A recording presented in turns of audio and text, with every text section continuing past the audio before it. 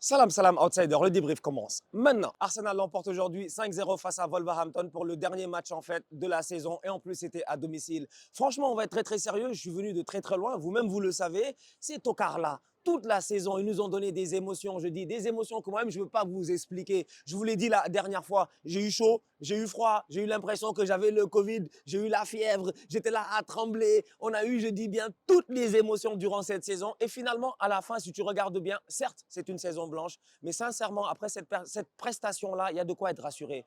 Il y a de quoi, je dis bien, être optimiste. Il y a de quoi y croire. Parce que sincèrement, aujourd'hui, ils ont sorti une très belle performance. Les rageux te diront que Wolverhampton n'a pas joué. C'est pas ça qui m'intéresse. Ce qui m'intéresse, en fait, c'est de bien terminer l'histoire. Voir mon Bukayo Saka, je dis bien, claquer son but. Voir mon Jesus claquer son but. Voir, je dis quand même, Granit Xhaka. Granit Xhaka. Granit Xhaka. Granit Xhaka. Que dire de Granit Xhaka?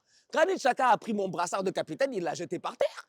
On a failli se battre, lui et moi. Granit ici, combien de fois les fans d'Arsenal ont insulté Granit? Combien de fois on en a voulu à Granit? Et finalement, aujourd'hui, il finit avec un doublé. Et je pense que dans le stade, tout le monde voulait qu'il claque un triplé. C'est pour dire à quel point je dis aujourd'hui, j'ai vu une équipe d'Arsenal pour ma première à l'Emirates. J'ai vu réellement en fait une symbiose. J'ai vu une famille. J'ai vu des gens qui y croient. Et donc, c'est la raison pour laquelle on se dit la saison prochaine, tout est possible. Et quand on voit le classement final, tu te dis, OK, que veux-tu faire? Je vous l'ai dit, que veux-tu faire? Manchester City, c'est une équipe qui est juste extraordinaire. Leur saison a été sensationnelle. Ils sont encore en finale de FA Cup. Ils vont peut-être gagner cette Ligue des Champions-là. En fin de saison, certes, ils ont peut-être bu trop d'alcool, donc c'est pour ça qu'ils ont perdu face à Brentford. Tu vois, ça, c'est des choses qui arrivent d'après Pep Guardiola. Cependant, ça te permet d'être optimiste parce que tu te dis, une équipe comme Arsenal qui a claqué 88 buts cette saison, on a claqué 88 buts. Même les Invincibles, ils n'ont pas claqué 88 buts. Tu vois, ça, c'est exceptionnel comme saison.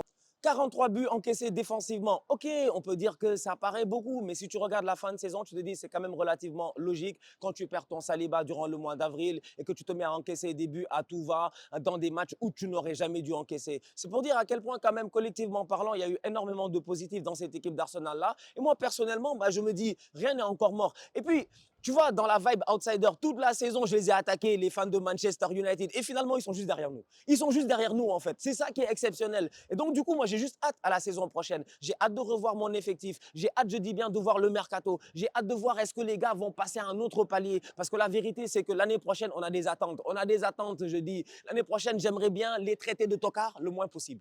Maintenant, le problème, c'est que ça fait des années et des années que je les traite de tocards et ça fait des années et des années qu'ils sont en train de baigner dans le tocarisme. Mais on peut garder quand même beaucoup d'espoir. Avant de finir, franchement, j'ai envie de, voilà, je me dis, j'ai envie de saluer tous les autres. Tous les autres, je dis, tous les autres supporters. Parce que durant la saison, on a eu beaucoup de contentieux. Liverpool, tu vois, finalement, une grande équipe comme ça qui, malheureusement, j'ai l'impression que cette année, ça a été très, très compliqué pour eux. En plus de ça, nous, on a réussi quand même à les battre, alors que ces dernières années, c'était assez difficile. Ça fait plaisir. Un Liverpool qui, malheureusement, ne connaîtra pas la joie de jouer la Ligue des Champions. C'est pas grave, je suis sûr que la saison prochaine, ils reviendront encore beaucoup plus fort. Newcastle qui arrive en Champions League, ça c'est mérité, sincèrement. Quiconque a vu le travail de Eddie Howe à Bournemouth savait déjà que si on lui donnait un peu de temps et de stabilité, il allait le faire. Finalement, tu te rends compte que le projet de Newcastle, il est super cohérent, que les Saoudiens, ils sont venus, ils n'ont pas tout mélangé, ils ont travaillé calmement avec un coach anglais, ils ont fait un recrutement pertinent, des Isaac, ils sont même venus nous prendre Willock.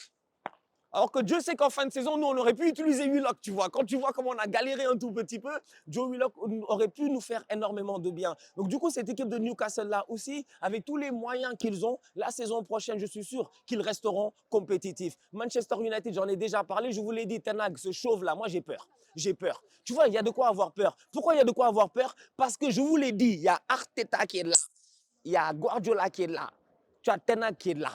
C'est-à-dire que dans la vie, moi, on ne m'a jamais poursuivi comme ça. Il y a deux chauves, je dis bien, qui nous entourent. Et ces deux chauves-là, tu sens très bien la raison pour laquelle ils n'ont pas de cheveux, c'est parce que ça chauffe trop dans leur tête.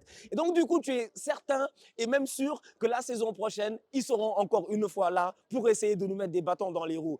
Franchement, une saison, j'ai envie de dire, avec des émotions. Je pense que le mot émotion, c'est un mot qui peut vraiment essayer de synthétiser ce qu'on a vécu cette année. Parce que n'importe quel fan d'Arsenal, à la fin, il peut être mitigé. Il va te dire, ouais, on a fait saison blanche. Non, on a quand même eu la deuxième place. Est-ce qu'en début de saison, tu pensais qu'on allait être deuxième? Ou est-ce que tu pensais qu'on allait être quatrième? Ou quoi que ce soit?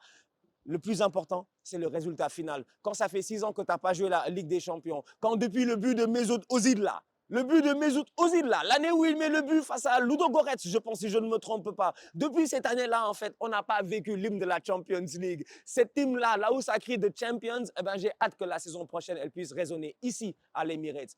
Avant de finir la famille, j'ai juste envie de vous remercier. Voilà, franchement, de vous remercier.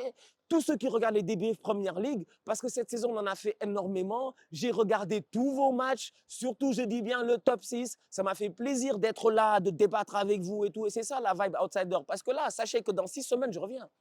Dans quelques semaines, je reviens et je vais vous attaquer. Je vais attaquer Ten Hag. Je vais attaquer, je dis bien, Jürgen Klopp. Je vais attaquer Eddie Howe parce que les confrontations vont repartir. Et j'ai juste hâte de reprendre la saison prochaine pour qu'on puisse voir qui sera champion.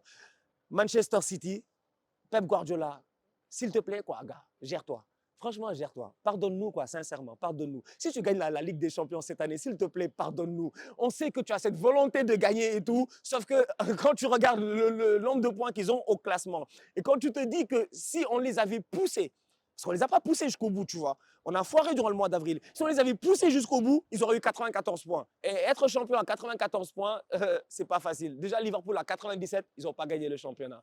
Bref, la famille, on se capte très très bientôt pour un nouveau débrief Première Ligue. D'ici là, continuez à liker, continuez à partager. On s'abonne. On est ensemble devant l'Emirates. C'était ma première, franchement, j'ai des émotions. Hein. J'ai des émotions, j'ai des frissons. Et je reviendrai les voir ici. Je reviendrai ici même un soir de Ligue des Champions. Je vous le promets, la saison prochaine. D'ici là, tous outside.